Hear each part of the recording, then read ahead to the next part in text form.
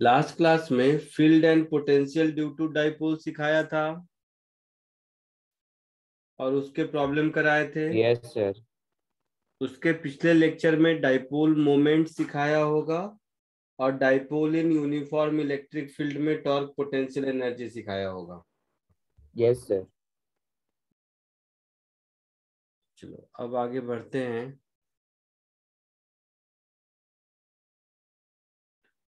अब हम लोग आज सीखेंगे electric field lines.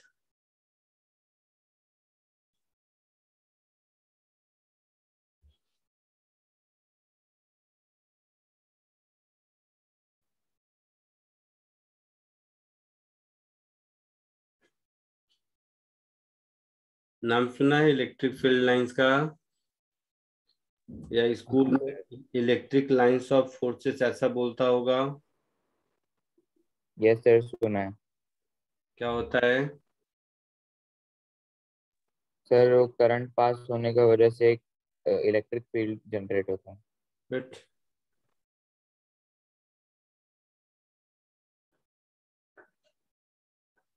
Current pass होने की वजह से क्या क्या बोलते रहते हो तुम लोग?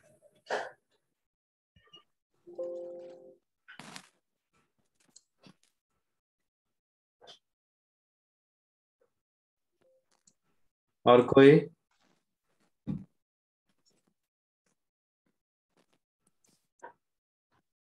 और कोई?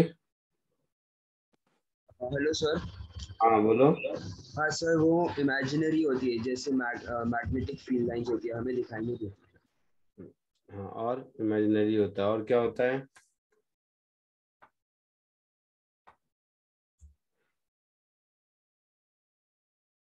इमेजिनरी ठीक बोला आपने, इमेजिनरी होता है, मान लिया मैं।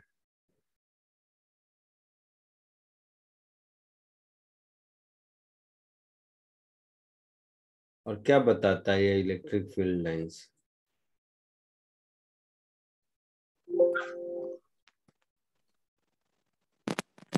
सर हमें बताता है कि वो चार्ज किस डायरेक्शन में जा रहा है।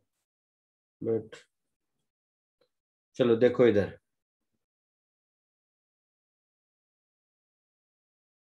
चार्ज कहीं जा नहीं रहा है।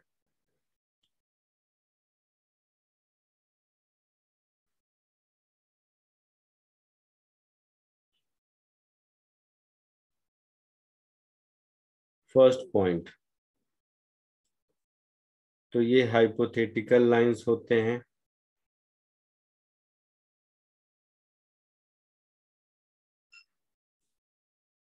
These are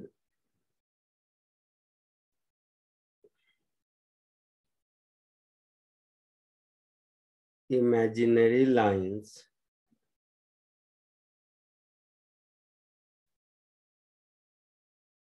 which helps us in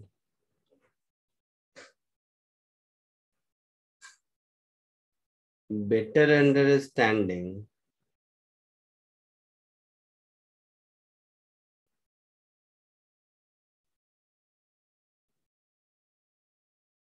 of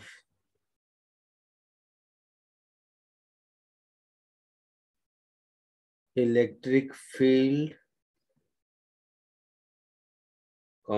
electric flux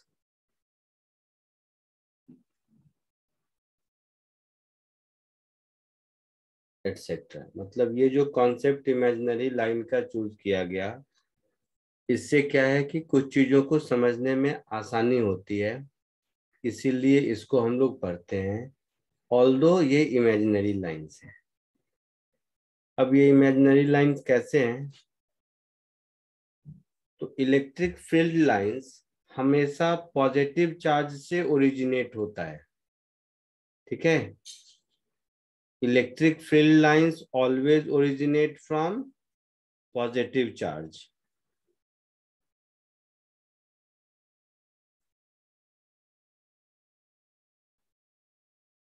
electric field lines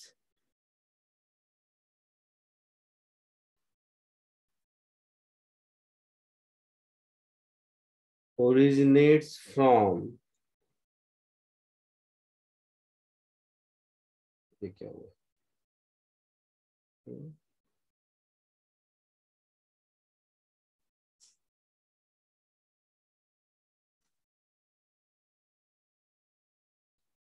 originates from positive charge or infinity,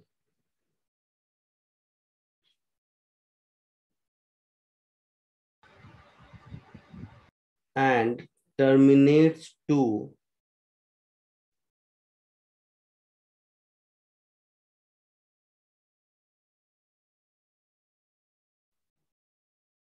negative charge और infinity। इसका क्या मतलब होता है अभी हम लोग देखते हैं, पहले इतना कॉपी कर लीजिए।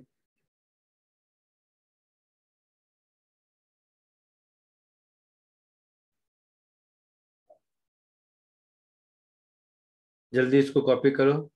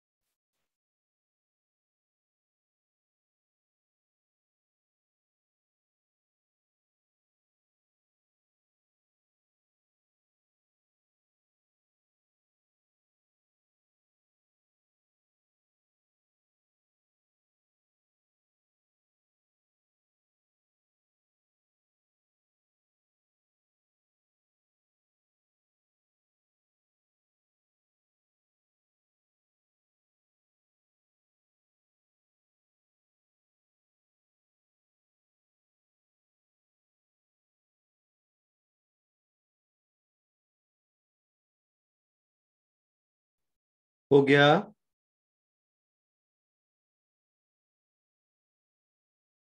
यस।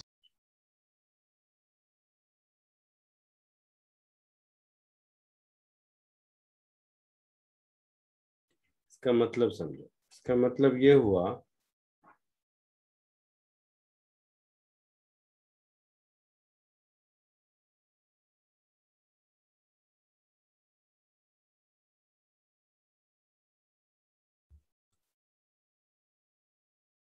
टेस्ट करने वाला है।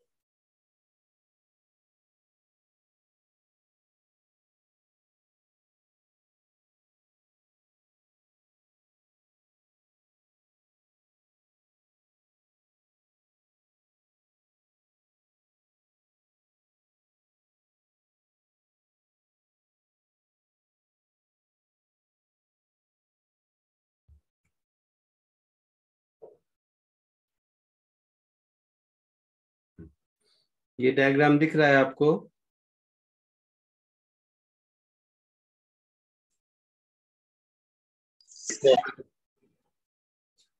तो जैसे इस डायग्राम में दो पोर्शन है, ऊपर वाले पोर्शन को देखोगे तो एक पॉजिटिव चार्ज दिख रहा है, उसमें से फील्ड लाइंस ओरिजिनेट हो रहा है,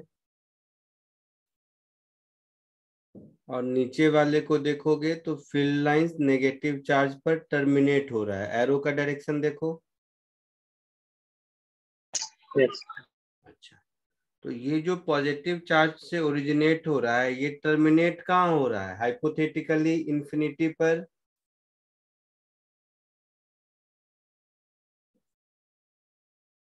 है ना? यस। अगर सराउंडिंग में आसपास कोई चार्ज नहीं है तो ये कहीं इंफिनिटी पर टर्मिनेट हो रहा होगा, और ये यहाँ टर्मिनेट हो रहा है मतलब, और आसपास कोई चार्ज नहीं है मतलब ये इंफिनिटी से ओरिजिनेट हो रहा है। यस। तो वो डेफिनेशन का मतलब समझ आया यस सर। कि या तो पॉजिटिव चार्ज से ओरिजिनेट होगा या इंफिनिटी से ओरिजिनेट होगा, या नेगेटिव चार्ज पर टर्मिनेट करेगा या इंफिनिटी पर टर्मिनेट करेगा। क्लियर है? Yes sir. ये दोनों डायग्राम ड्रॉ कर लो।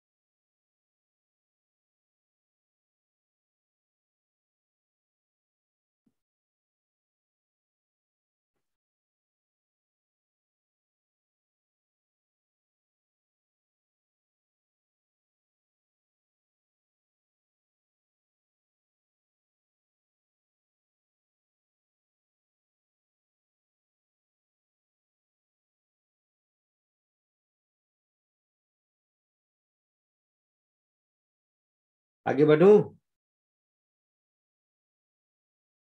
One second. Third point. No sir, no sir, 1 minute. ठीक है, जल्दी करो।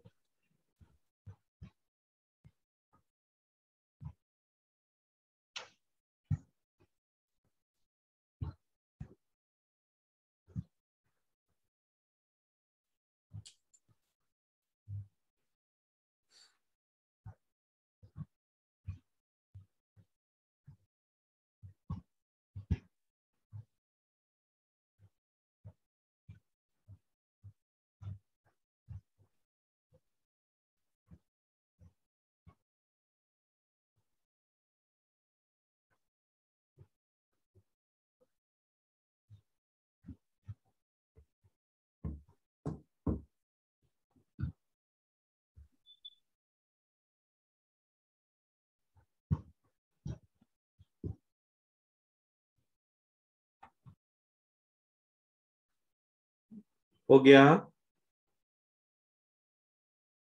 Yes sir. Third point,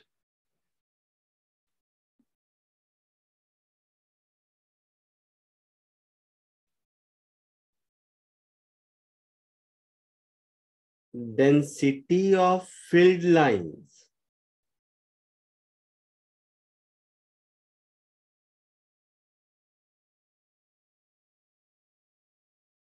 represent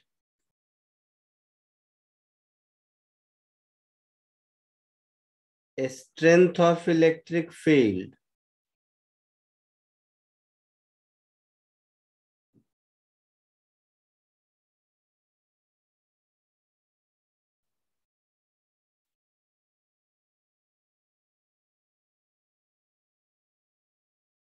and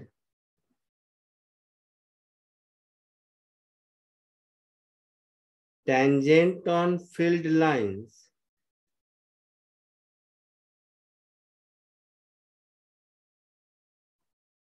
represent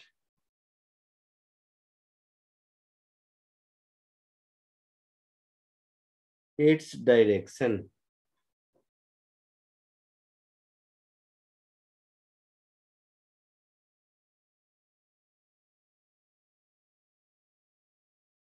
जैसे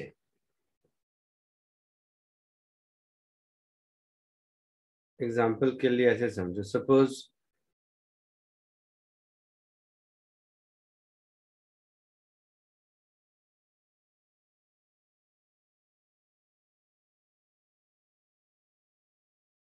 लिखना मत, पहले समझ लो।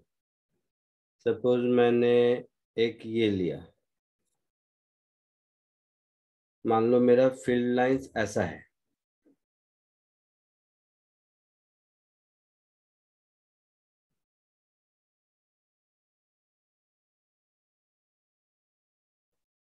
अब इस डायग्राम को देखकर क्या कह सकते हो, अगर ये फील्ड लाइन है तो ये लाइन का टेंजेंट खुद है, तो फील्ड लाइन का डायरेक्शन सेम है, कह सकते हैं ऐसा।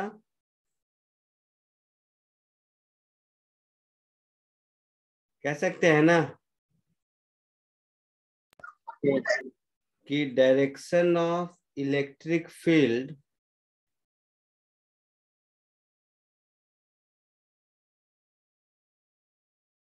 Is constant. एक दूसरी बात, अगर यहां पर देखोगे ऊपर में तो यहाँ डेंसिटी कम है और यहाँ डेंसिटी ज्यादा है ना। Yes. तो इस पॉइंट को ए बोल दें अगर, और इस पॉइंट को बी बोल दें, तो इलेक्ट्रिक फील्ड का मैग्नीट्यूड ए में जरूर कम होगा इलेक्ट्रिक फील्ड का मैग्नीट्यूड बी में, बी पॉइंट पर,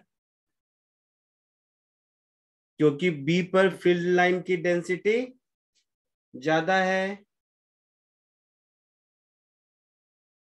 आई बात समझ में? Yes. So because density of field line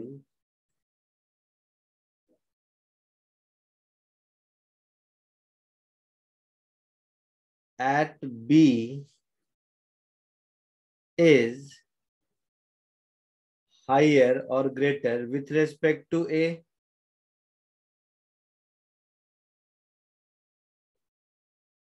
कोई डाउट किसी को? यहां तक कोई डाउट? तो वो जो पहला जो direction of electric field is constant हो सकता है। इलेक्ट्रिक फील्ड कहीं भी देखोगे तो वो एक्स एक्सिस के अलोंग ही दिख रहा है, क्योंकि स्ट्रेट लाइन का टेंजेंट वो लाइन खुद होता है। Yes sir. तो कहीं भी इलेक्ट्रिक फील्ड का डायरेक्शन देखेंगे इस पर्टिकुलर एग्जांपल में, तो हमेशा अलोंग आई कैप मिलेगा, चाहे मैं किसी भी पॉइंट पर देखूं। यस। तो इलेक्ट्रिक फील्ड का डायरेक्शन कांस्टेंट है, मैग्नीट्यूड कांस्टेंट नहीं है, ये मतलब हुआ। यस सर, समझ गया। एक दूसरा example low,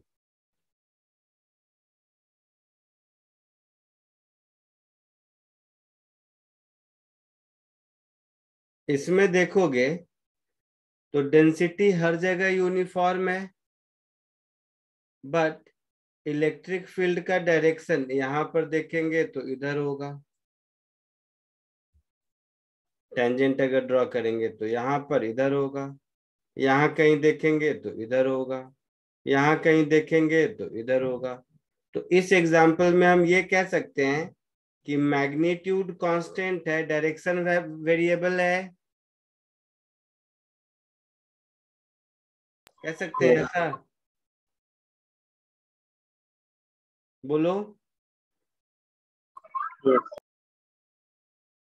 So magnitude is constant,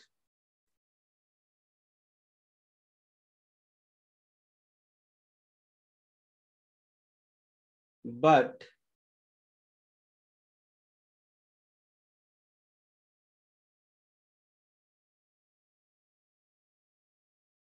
direction variable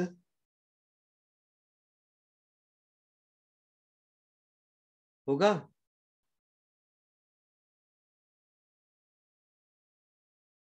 बोलो। Yes.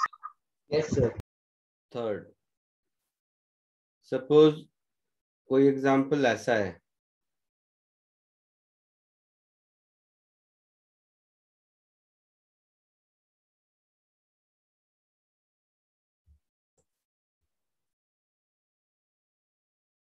तो इसमें दिख रहा है both magnitude and direction variable. Yes.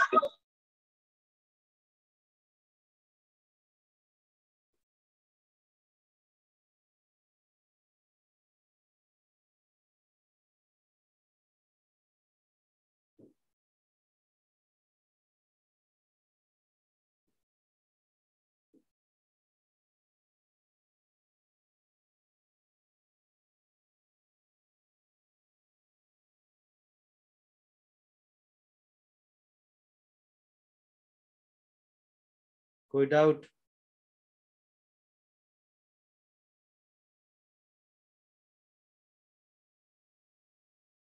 Suppose कोई इलेक्ट्रिक फील्ड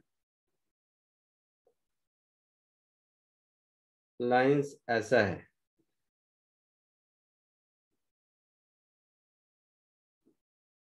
तो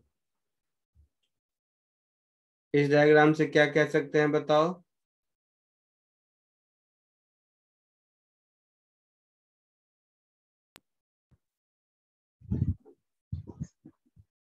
Sir, EA equal to UV और डायरेक्शन कांस्टेंट है। हाँ, both constant, both magnitude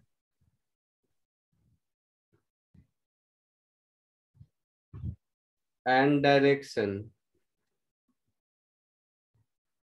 of electric field is constant। मतलब शॉर्ट में हम कह सकते हैं यूनिफॉर्म इलेक्ट्रिक फील्ड है ये, और ऊपर वाला जितना देखे थे सब नॉन यूनिफॉर्म इलेक्ट्रिक फील्ड है ना? Yes. यहाँ तक Yes, कोई sir. दिक्कत किसी को? हाँ सर। नहीं। तो ये वाला पॉइंट कॉपी कर लीजिए।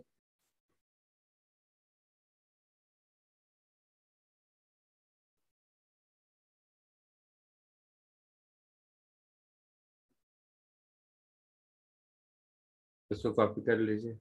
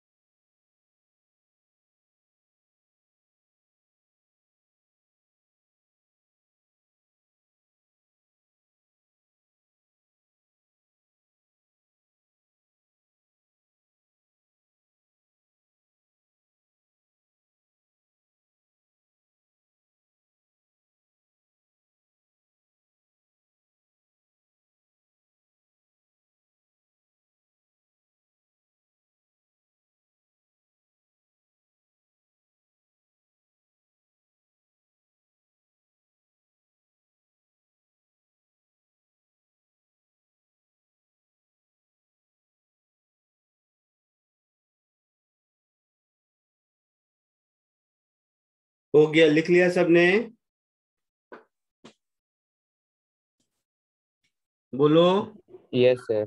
तो बोलोगे, तुम लोग बैठे रहते हो, इंतजार करते हो मैं पूछूं कि लिख लिया।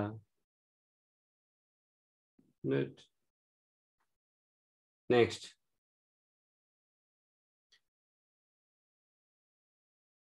किसी भी एक पॉइंट पर दो इलेक्ट्रिक फील्ड तो नहीं हो सकते हैं। एक पॉइंट पर तो एक ही इलेक्ट्रिक फील्ड होगा ना। इसका मतलब ये हुआ कि इलेक्ट्रिक फील्ड लाइंस कभी इंटरसेक्ट नहीं करेंगे, क्योंकि इलेक्ट्रिक फील्ड लाइंस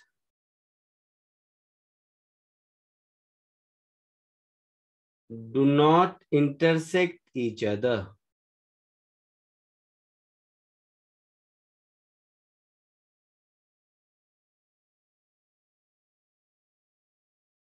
क्योंकि अगर इंटरसेक्ट कर गया तो उस पॉइंट पर दो टेंजेंट हो जाएंगे, और इलेक्ट्रिक फील्ड का एक पॉइंट पर दो डायरेक्शन हो नहीं सकता। जैसे मान लो एक इलेक्ट्रिक फील्ड लाइंस ये है और एक इलेक्ट्रिक फील्ड लाइंस ये है।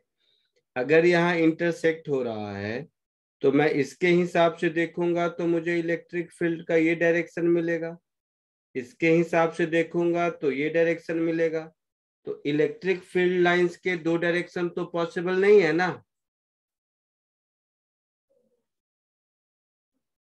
आई बात समझ में? बोलोगे? Yes sir. Yes sir. So two different directions of electric field is not possible at a point. Yes sir. कौन गेम खेल रहा है? कंप्यूटर पे गेम का आवाज आता रहता है।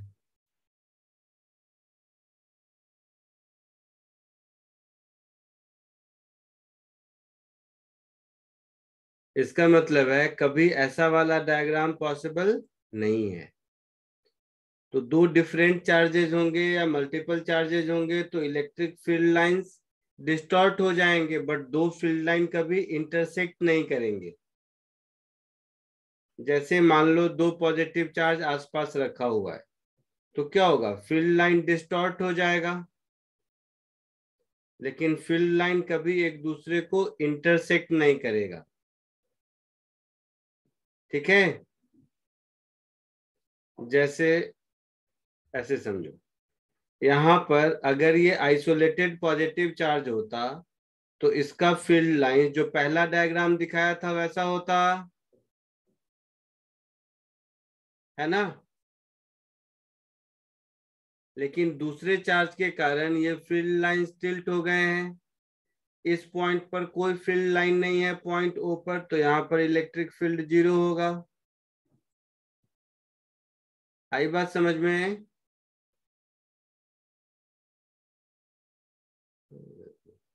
चलो कॉपी कर लो, तुम लोग कॉपी कर Yes लो, sir. 4th पॉइंट को कॉपी कर लो।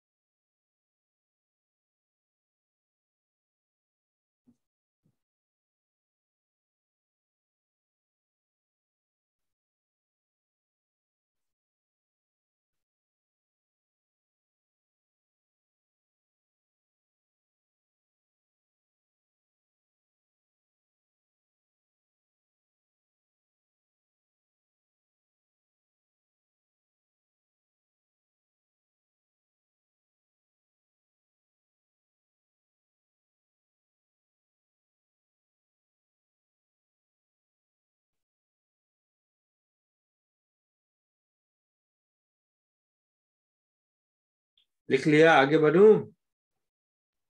No sir. Yes, sir. Sir, 1 minute sir.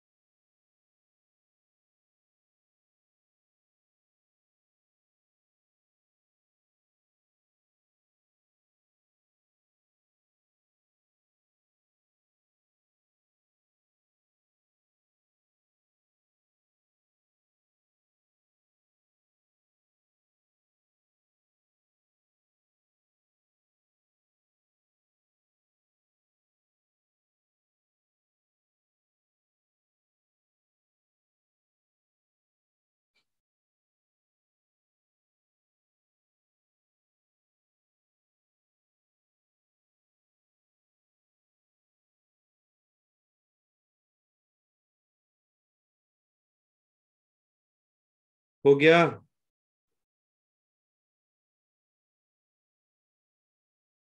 Yes sir. ठीक है, आगे बढ़े। नेक्स्ट, इलेक्ट्रिक पोटेंशियल हम लोगों को मालूम है, negative of work done by electric field, है ना? बोलो।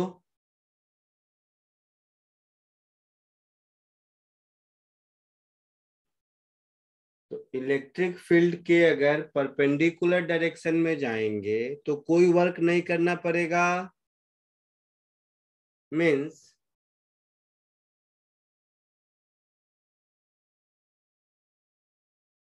the lines perpendicular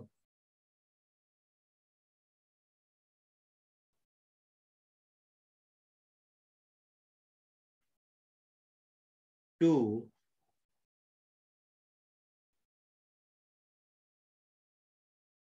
electric field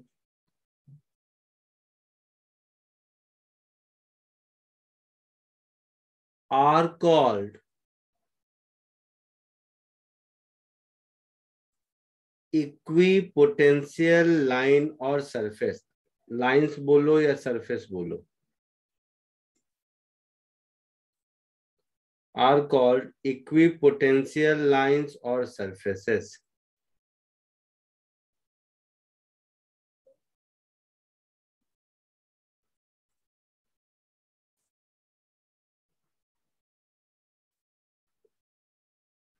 ठीक है, नाम से ही लगता है इक्विपोटेंशियल, मतलब इस लाइन या सरफेस पर हर जगह पोटेंशियल सेम होगा। इसका मतलब है इक्विपोटेंशियल सरफेस पर एक जगह से दूसरे जगह जाएंगे तो कोई वर्क नहीं करना पड़ेगा।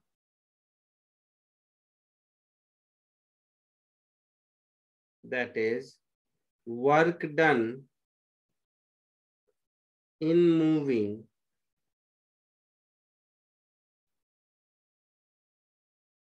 a charge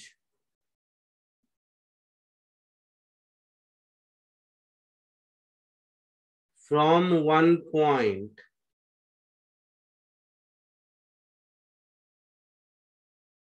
to another on an equipotential surface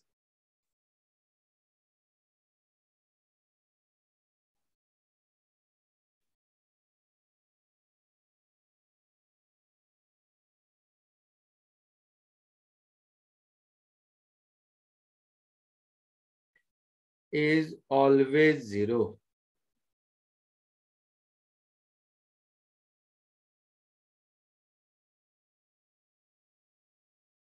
ठीक है, अब इक्विपोटेंशियल सरफेस का शेप साइज कैसा होगा तो वो इलेक्ट्रिक फील्ड पर डिपेंड करेगा। कैसे, देखो, तो इक्विपोटेंशियल सरफेस पर एक जगह से दूसरे जगह तक जाने में हमेशा वर्क डन 0 होता है। डिपेंड कैसे करेगा वो देखो, जैसे सपोज एक यूनिफॉर्म इलेक्ट्रिक फील्ड का एग्जांपल देते हैं। जैसे ये एक यूनिफॉर्म इलेक्ट्रिक फील्ड है, देख ध्यान से, ये एक यूनिफॉर्म इलेक्ट्रिक फील्ड है, तो इसमें ये ब्लैक वाला डॉटेड लाइन या एक और डॉटेड लाइन बना दो, एक और लाइन बना दो, तो ये तीनों लाइन क्या है, डिफरेंट इक्विपोटेंशियल सरफेसेस हैं।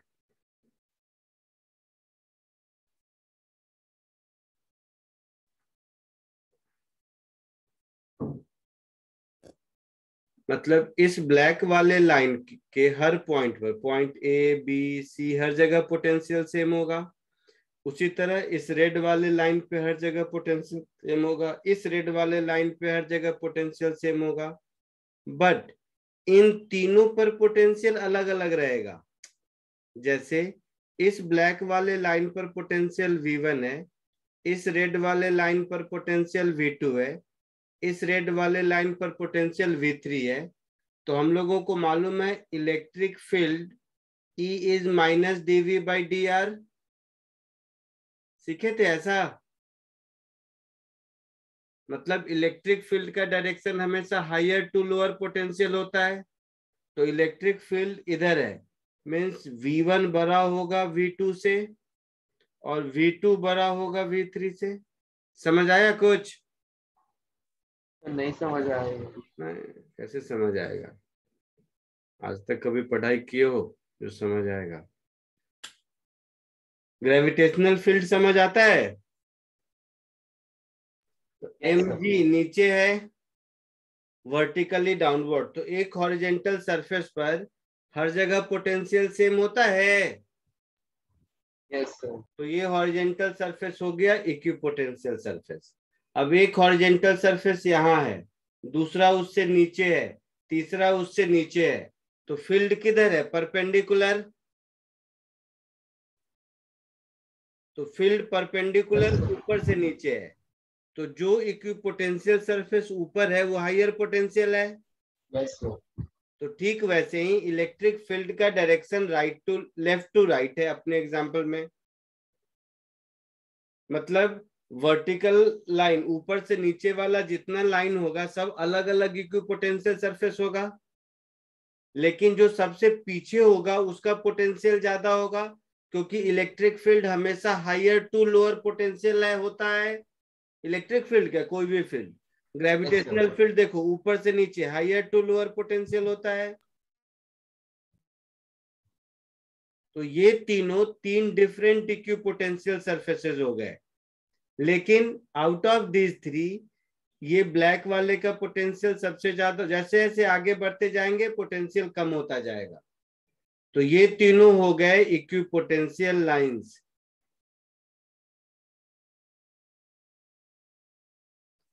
तो यहां पर इक्विपोटेंशियल लाइन या सरफेस स्ट्रेट लाइन दिखता है। इलेक्ट्रिक फील्ड का शेप साइज कैसा होगा उस पर डिपेंड करेगा इक्विपोटेंशियल सरफेस का शेप साइज। जैसे एक और एग्जांपल देखो, इसमें इलेक्ट्रिक फील्ड यूनिफॉर्म था तो इक्विपोटेंशियल सरफेस ऐसा है, प्लेन सरफेस है। यही अगर पॉइंट चार्ज है मान लो, तो पॉइंट चार्ज के कारण इलेक्ट्रिक फील्ड रेडियली आउटवर्ड होता है।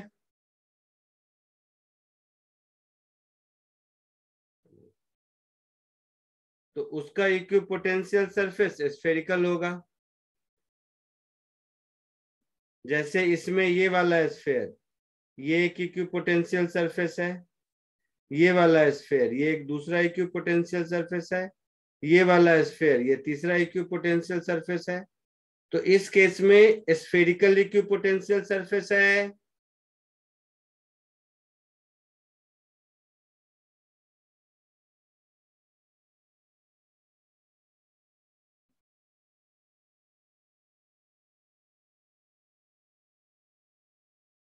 अगर मैग्नीट्यूड की बात करें तो हायर टू लोअर V1 सबसे ज्यादा होगा, फिर V2, फिर V3, so on so fourth.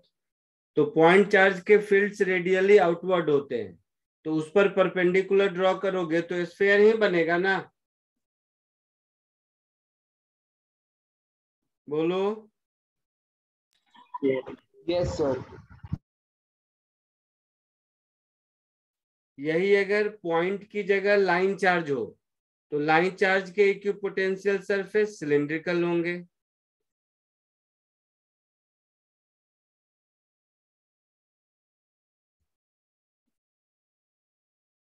जैसे इस केस में ये एक स्ट्रेट कंडक्टर है मान लो, तो इस स्ट्रेट कंडक्टर का फील्ड कहीं भी देखोगे तो बाहर की ओर होगा। तो इस तरह के जो सिलिंड्रिकल सरफेसेस हैं ये इक्विपोटेंशियल सरफेस होगा।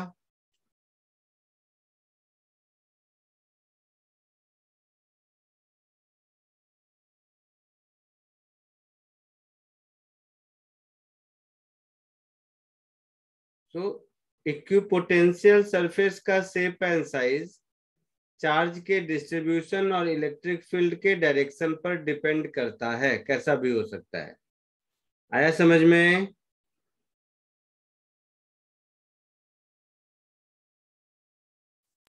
इसको कॉपी कर लो, 5th पॉइंट को।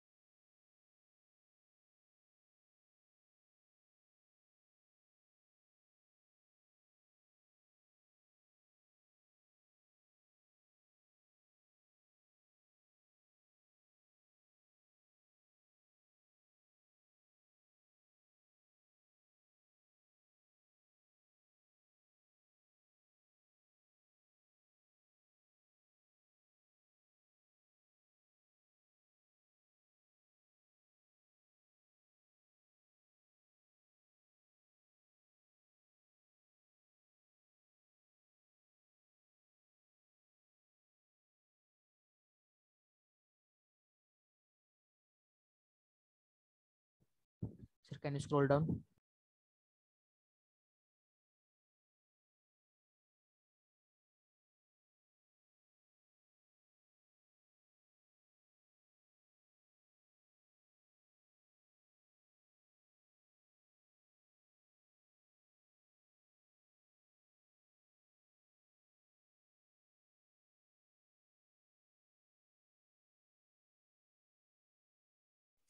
हो गया? दो सर।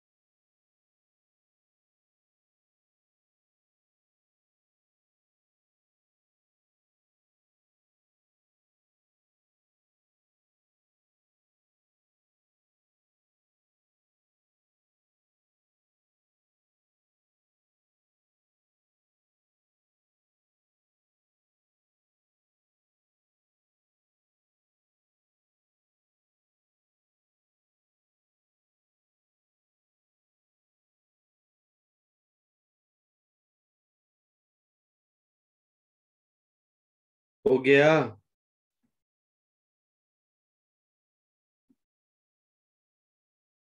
Yes, sir.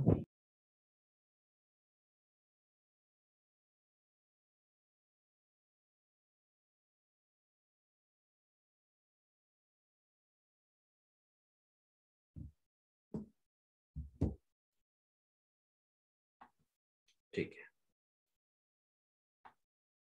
इसी कॉन्सेप्ट पे बेस्ड एक क्वेश्चन करूं।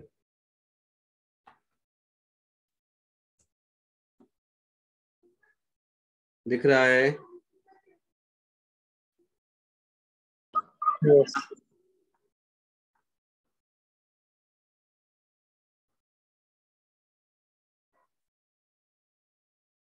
इसमें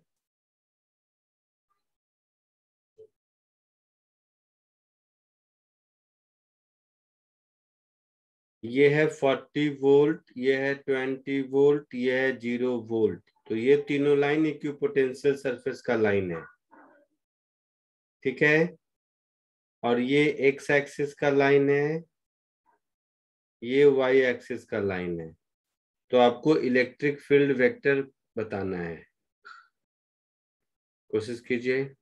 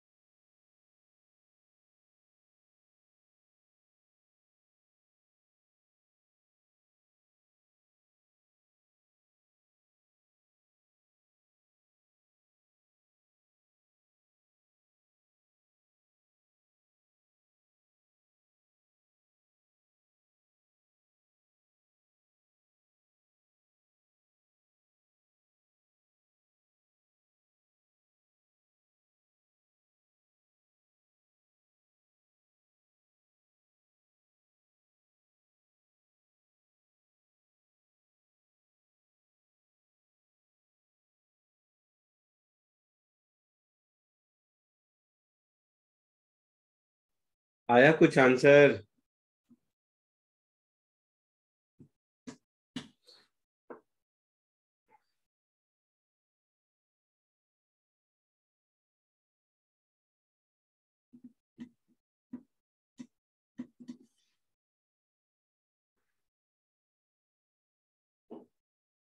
चलो देखो इधर, चलो तुम लोग।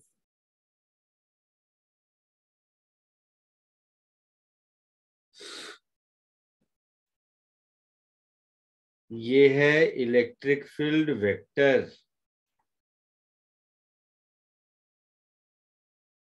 ये electric field vector x axis से कितना एंगल बनाएगा? 30 डिग्री।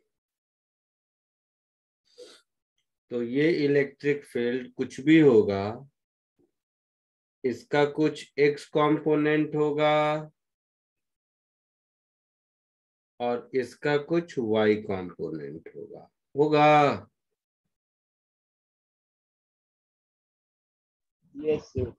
तो देखो, एक्स में जब 10 सेंटीमीटर जाता है तो पोटेंशियल 20 से ड्रॉप होके 0 हो जाता है।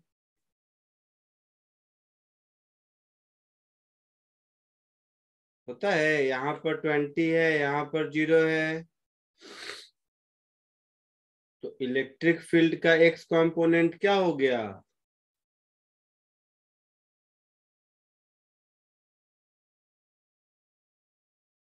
ऐसा होता है।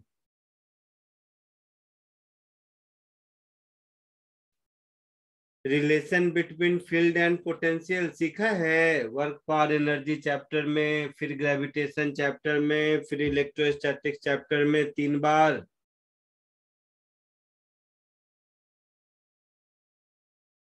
Yes sir.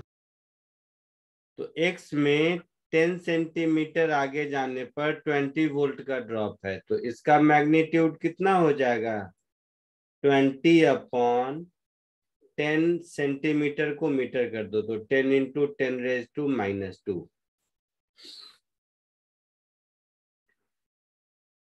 तो ये कितना हो जाएगा? 200 न्यूटन पर कूलम्ब होगा। बोलो। Yes sir.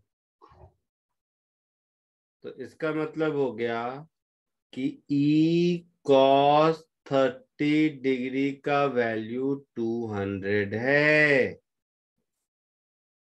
cos 30 कितना होता है? √3/2।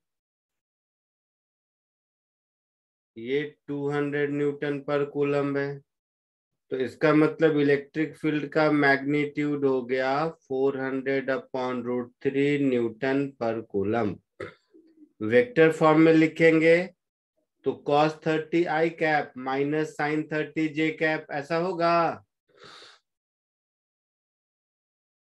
So electric field vector will become 400/√3 cos 30 degree I cap minus sin 30 degree j cap. cos 30 √3/2, तो ये हो जाएगा 200 I cap sin 30 1/2 minus 200/√3 j cap. ये हो जाएगा न्यूटन पर कूलम आंसर। आया समझ में कुछ? Yes sir.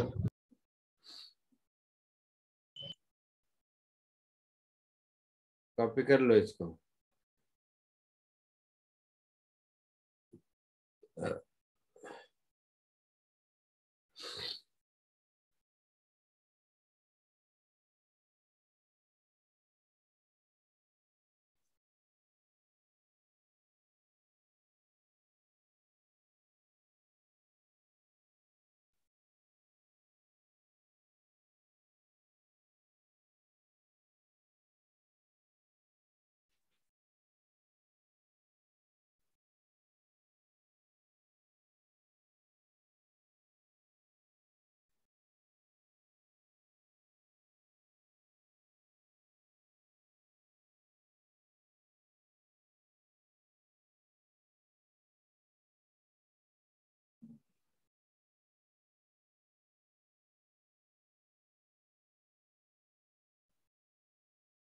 आगे बढ़े।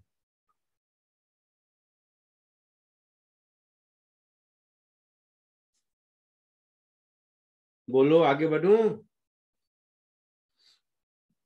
Yes. Yes sir. एक और क्वेश्चन देखो, सिमिलर सा, ये सबका सॉल्व होना चाहिए। ऑप्शन के साथ देता हूं।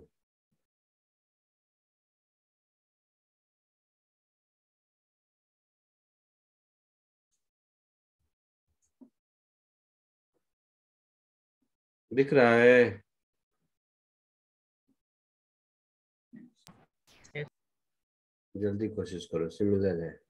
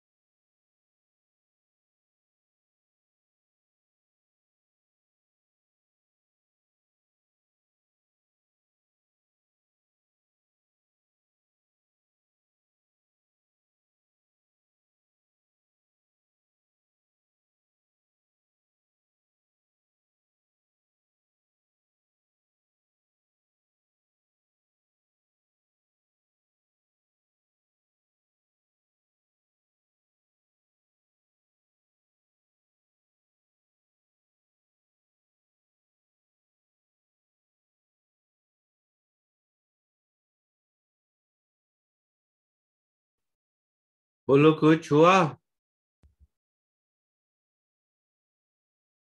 सिमिलर क्वेश्चन था जैसा पहले वाला है।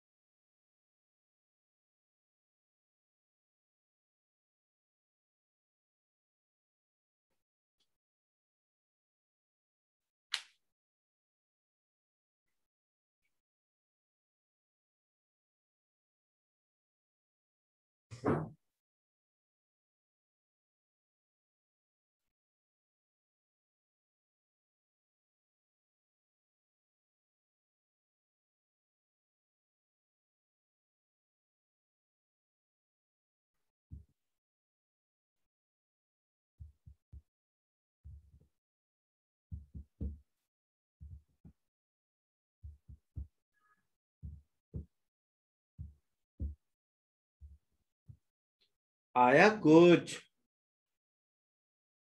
बुक जो पुराना क्वेश्चन था वही है, कोई चेंज नहीं है। इक्विपोटेंशियल सरफेस पर परपेंडिकुलर फील्ड होता है, तो ये हो गया इलेक्ट्रिक फील्ड।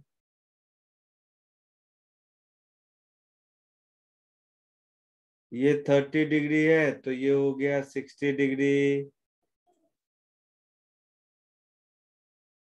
ये हो गया इलेक्ट्रिक फील्ड का एक्स कंपोनेंट। तो इलेक्ट्रिक फील्ड के एक्स कंपोनेंट का मैग्नीट्यूड देखोगे तो 10 सेंटीमीटर आगे जाने पर, देखो 80 से 60, 60 से 40, 40 से 20, तो 10 सेंटीमीटर आगे जाने पर 20 वोल्ट का चेंज होता है। होता है।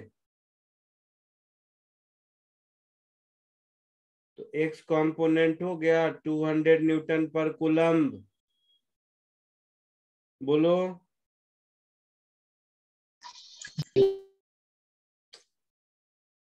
एक्स कंपोनेंट क्या होगा? E cos 60।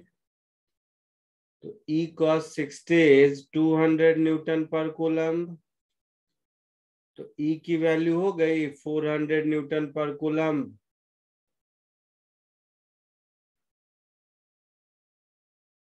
आया समझ में? Yes, sir.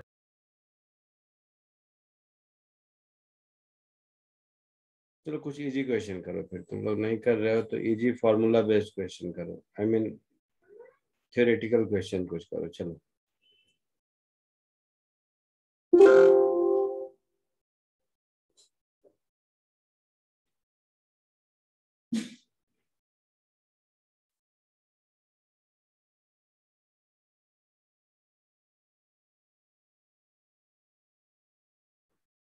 चलो ये 4 क्वेश्चन करके दिखाओ।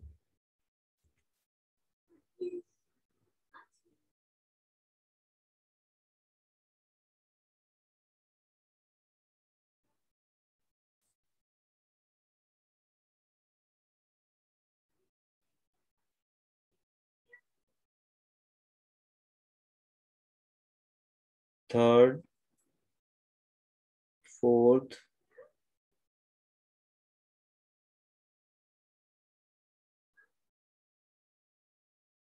फिफ्थ, एक और 6।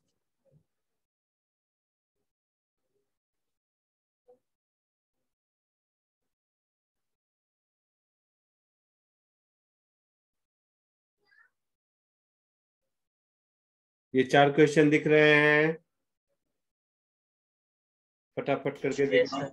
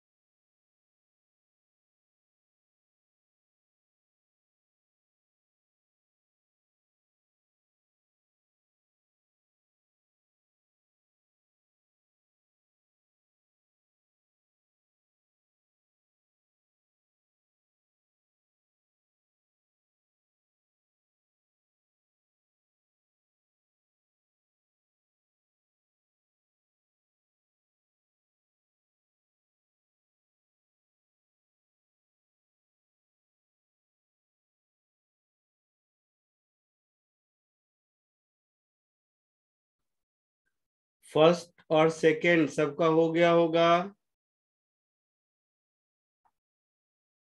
बोलो, आई मीन थर्ड और फोर्थ जो इसमें दिख रहा है वो हो गया है?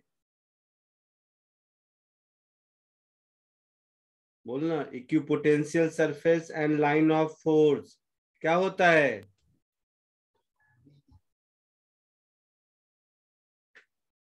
भगवान, सर डी। परपेंडिकुलर होता है एक दूसरे के? Yes sir, D. तो इसका डी होगा। फोर्थ वाला हुआ?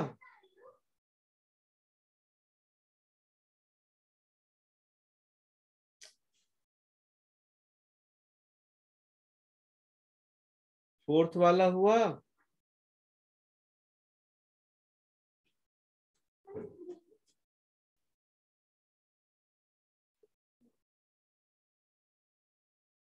देखो इधर, y is equal to 2x, ये इक्विपोटेंशियल लाइन है ना?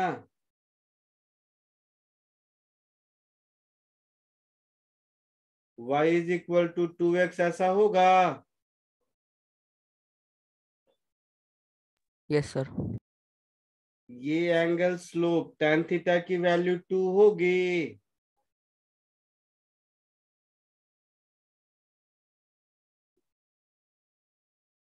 बोलो। Yes, sir. मतलब इलेक्ट्रिक फील्ड इधर होगा इस पर परपेंडिकुलर,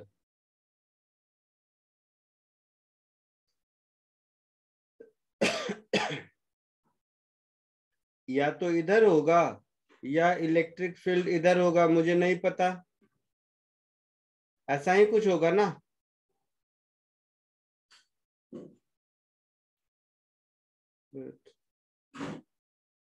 इक्विपोटेंशियल सरफेस पर परपेंडिकुलर ड्रॉ करोगे तो मुझे नहीं पता ना, ऊपर से नीचे या नीचे से ऊपर, दोनों में से कोई भी हो सकता है।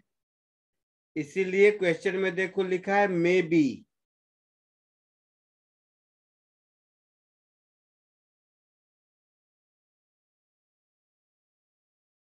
कुछ चमकता है तुम लोगों को कि नहीं?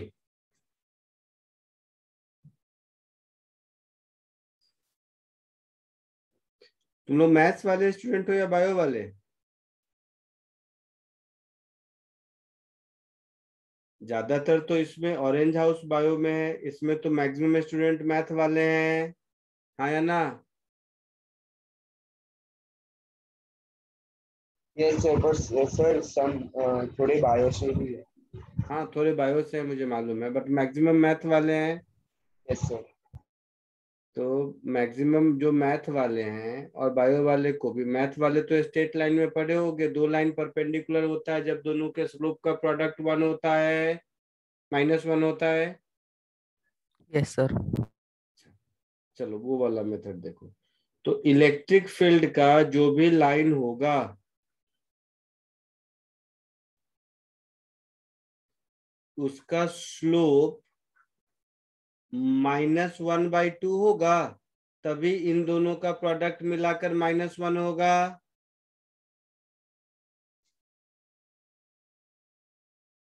बोलो।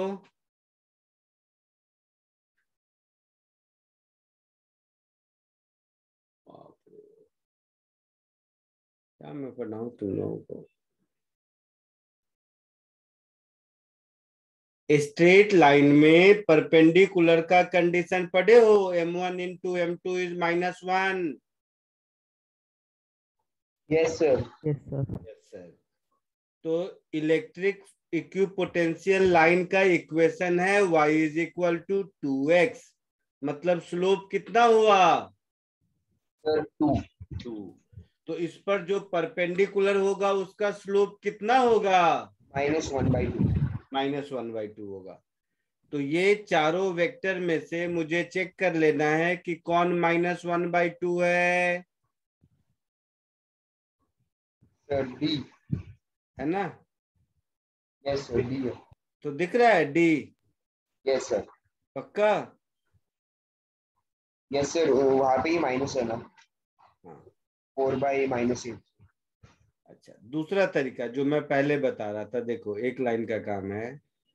ये जो भी होगा या तो ये होगा या ये होगा, यही दो इलेक्ट्रिक लाइंस ऑफ फोर्स हो सकते, फील्ड हो सकते हैं, या तो ऊपर वाला या नीचे वाला। मीन्स सेकेंड क्वाड्रेंट और फोर्थ क्वाड्रेंट वाला वेक्टर, तो इन दोनों में एक्स और वाई के कंपोनेंट का साइन अलग अलग होगा ना, एक पॉजिटिव और दूसरा नेगेटिव, वो एक ही ऑप्शन में है डी। ऐसे भी सोच सकते हैं। Yes sir. अगर इलेक्ट्रिक फील्ड इधर है तो उसका Y component positive X negative, और अगर इधर है तो एक्स पॉजिटिव वाई नेगेटिव। तो ये चारों ऑप्शन में से तीन ऑप्शन ऐसे हैं जिसमें एक्स वाई दोनों कंपोनेंट पॉजिटिव हैं, वो तो पॉसिबल नहीं है। वो तो फर्स्ट क्वाड्रेंट में ही होगा ना, और फर्स्ट क्वाड्रेंट में हो नहीं सकता वाई इक्वल टू 2x का परपेंडिकुलर। समझ रहे हो कुछ? Yes sir. चलो थर्ड और फोर्थ हो गया, फिफ्थ बताओ, फिफ्थ और सिक्स्थ। सर किया नहीं है अभी तक। जल्दी करो।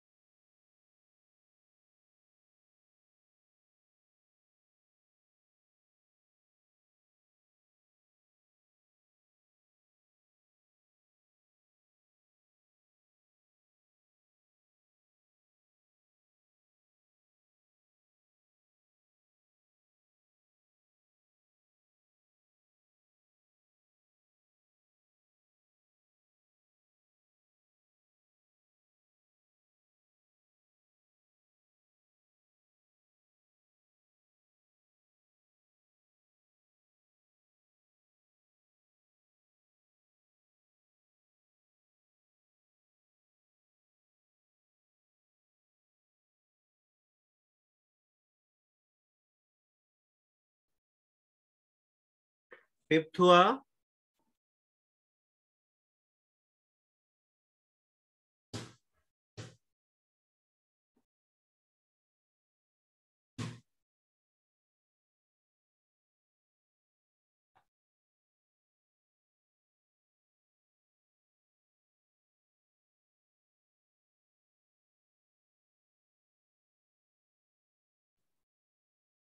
फिफ्थ आया आंसर बेटा किसी को?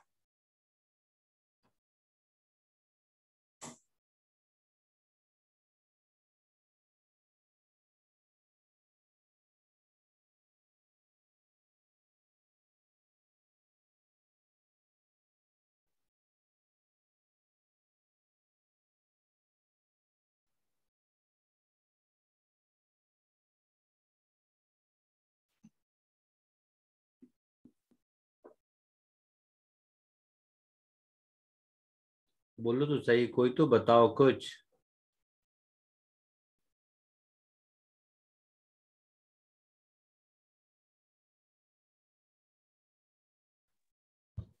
नहीं सर, नहीं है।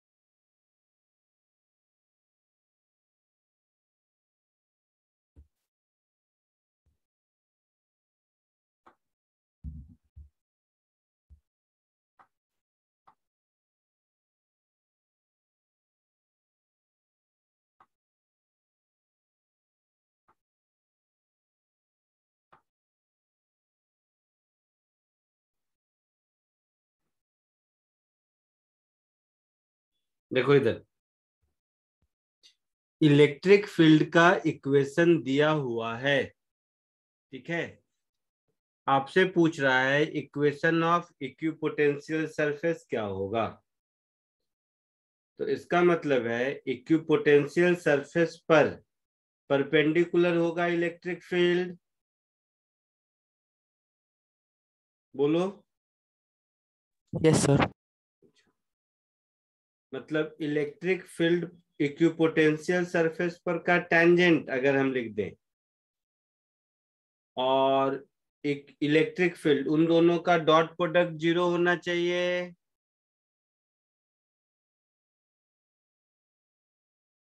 है ना।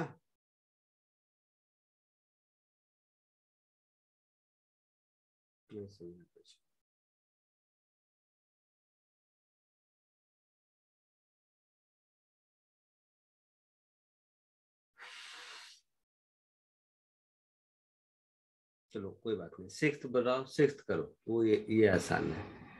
सिक्स्थ में तो पॉइंट चार्ज है, सिक्स्थ में पॉइंट चार्ज है। 1 और 2 के बीच का potential difference is equal to 2 और 3 के बीच का पोटेंशियल डिफरेंस। तो T1 T2 में रिलेशन बताना है।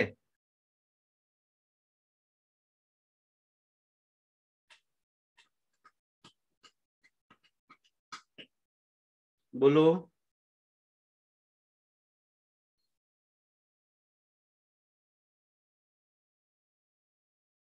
पॉइंट चार्ज के कारण इलेक्ट्रिक फील्ड इधर होगा,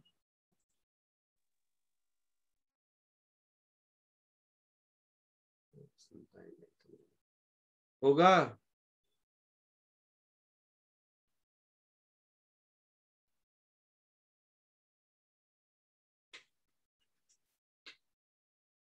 V1 minus V2 is equal to V2 minus V3, ऐसा है। कुछ नाम दे दो, इसको बोल दो R1, इसको बोल दो R2 और इसको बोल दो R3, ऐसा। तो T1 तुम्हारा क्या हो गया, R2 minus R1,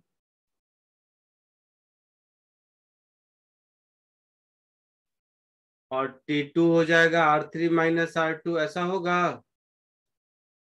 Yes, sir. तो यही T1 T2 में मुझे रिलेशन बताना है। तो एक तो कर सकते हैं, बट कॉमन सेंस से सोचो।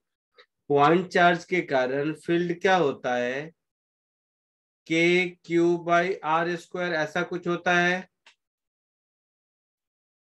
तो E के चेंज होने का रेट अगर देखोगे, DE/DR, या फिर मैं V को लिख सकता हूं, दोनों में से कैसे भी कर लो। तो E के चेंज, तो पोटेंशियल dV को मैं लिखूंगा E/DR का इंटीग्रल, ऐसा कुछ विथ माइनस साइन। तो माइनस KQ कॉमन DR/R², और इधर हो गया dV। इसको R1 से R2 तक इंटीग्रेट करोगे तो यहां से तुम्हें मिलेगा V1 V2, तो यहां से मिलेगा, किसका आवाज हो रहा है,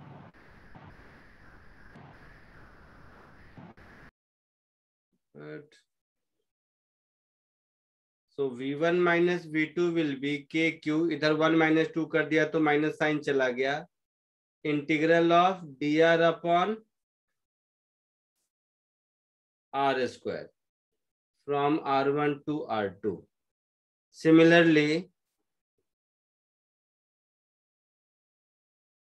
V2 माइनस V3 करोगे तो KQ integral of DR/R², R2 to R3 होगा। ये दोनों इक्वल है ना। Yes, sir. तो ये दोनों इक्वल है, इसका मतलब क्या हो गया, integral DR/R² from R1 to R2 is equal to integral DR/R² from R2 to R3। Yes, sir. 1/R² का इंटीग्रल क्या होता है,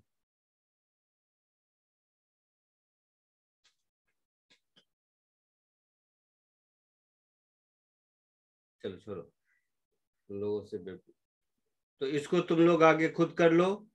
T1 T2 कैसे करोगे, तो R2 माइनस R1 T1 है और R3 माइनस R2 T2 है। तो T1 T2 में क्या रिलेशन होगा, मतलब कौन बड़ा है कौन छोटा है, वही चाहिए मुझे। ठीक है,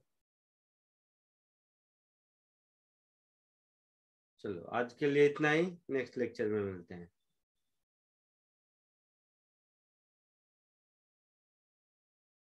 कौन है भाई ये।